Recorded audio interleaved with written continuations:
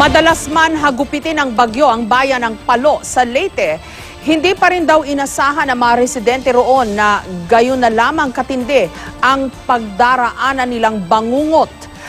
Nang humupa kasi ang tubig mula sa storm surge, tumambad hindi lang ang mga nagtumbahang puno at istruktura, kundi pati ang mga bangkay ng kanilang mga kapitbahay. May report si Micaela Papa. Mag-aalas 6 ng umaga noong Biyernes na magsimulang lumakas ang hangin at ulan sa Paras, isang barangay sa dalampasigan ng Palo, Leyte. Ang akala namin hanggang ganito lang ang bagsik ng bagyong Yolanda. Pero ilang sandali lang.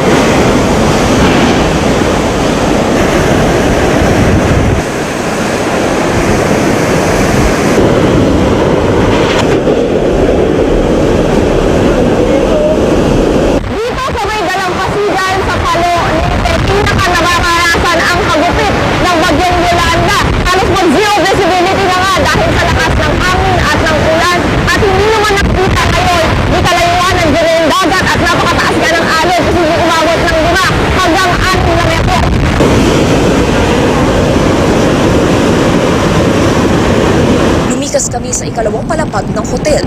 Ang hangin nakabibingi sa lakas at masakit sa tenga. Tila ba nakasakay ka sa eroplano?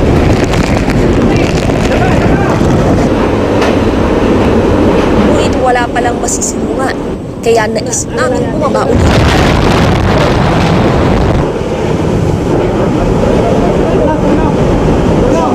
Pero ang unang palapag nilamon na pala ng storm surge.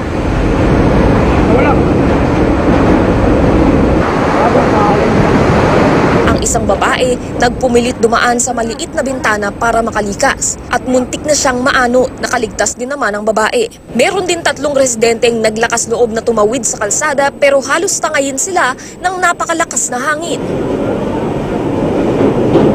Pasado alas 9 na bumaba na, humupa na yung baha, kaya naman ang gagawin namin dapat ay pupunta na kami sa volume kung saan daw mas ligtas. Kaso ang problema nga, napakalakas pa yung hangin at baka daw magpakawala yung dam malapit dito. Nang bagyang humina ang hangin pasado tanghali, lumabas na kami. Kahit bahay na kahoy, bahay na semento, wala talagang nakaligtas dito sa bagyong Yolanda. Itong buong bayan ng Palo, mistulang nabura na sa mapa. Sa aming pag-ikot, tumambad agad ang mga bangkay. May makikitang nakakapit pa sa gate, mga nagtatago sa sasakyan. May musmos at kanyang kaanak na magkasama sa loob ng sasakyan. Meron ding nasawing bata sa ibabaw ng kama. Maging mga alagang hayop nasawi rin. Pagbalik namin sa hotel, wala ang aming mga kasama at lahat ng aming mga gamit inanod o nalimas na. Lahat ng tao sa aming paligid, hindi alam kung saan pupunta o hihingi ng tulong. Dahil wala kaming komunikasyon sa aming mga kasama sa GMA News, nagpasya kaming maglakad papuntang Provincial Disaster Risk Reduction and Management Council. Dito, nakatagpo na namin si Governor Dominic Petilla at bumiyahe na kami sa 6x6 ng militar.